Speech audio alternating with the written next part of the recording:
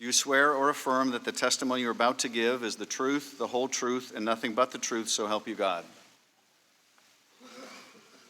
Let the record show that the witnesses answered in the affirmative. Thank you, and you may be seated. The microphones are sensitive, so you'll need to speak directly into them. Without objection, your written statements will be made part of the record. I take great pride in the fact that I'm a non-partisan foreign policy expert who has served under 3 Republican and Democratic presidents. I have no interest in advancing the outcome of your inquiry in any particular direction except toward the truth.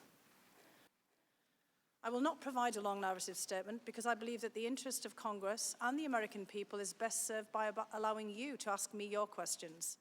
Based on questions and statements I have heard, some of you on this committee appear to believe that Russia and its security services did not conduct a campaign against our country, and that perhaps, somehow, for some reason, Ukraine did.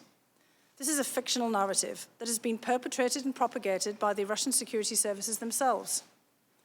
The unfortunate truth is that Russia was the foreign power that systematically attacked our democratic institutions in 2016.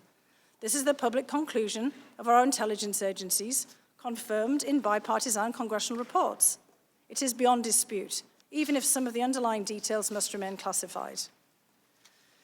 The impact of the successful 2016 Russian campaign remains evident today. Our nation is being torn apart. Truth is questioned. Our highly professional and expert career foreign service is being undermined. US support for Ukraine, which continues to face armed Russian aggression, has been politicized. The Russian government's goal is to weaken our country, to diminish America's global role, and to neutralize a perceived US threat to Russian interests. President Putin and the Russian security services aim to counter US foreign policy objectives in Europe, including in Ukraine, where Moscow wishes to reassert political and economic dominance. I say this not as an alarmist, but as a realist. I do not think long-term conflict with Russia is either desirable or inevitable.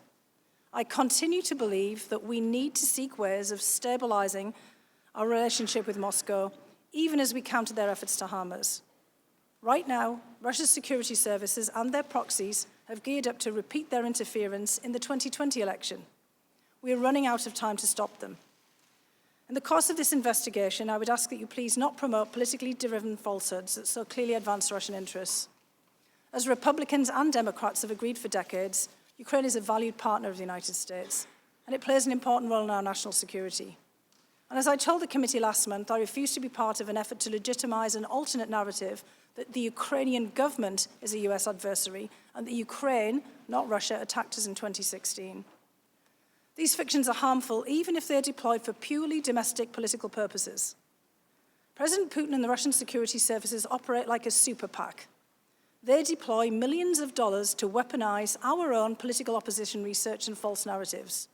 When we are consumed by partisan rancor, we cannot combat these external forces as they seek to divide us against each other, degrade our institutions, and destroy the faith of the American people in our democracy. I respect the work that this Congress does in carrying out its constitutional responsibilities, including this inquiry, and I'm here to help you to the best of my ability.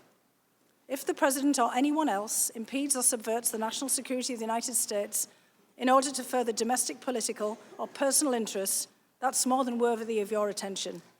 But we must not let domestic politics stop us from defending ourselves against the foreign powers who truly wish us harm. I'm ready to answer your questions. Thank you. Thank you, Dr. Hill. We'll now proceed to the first round of questions.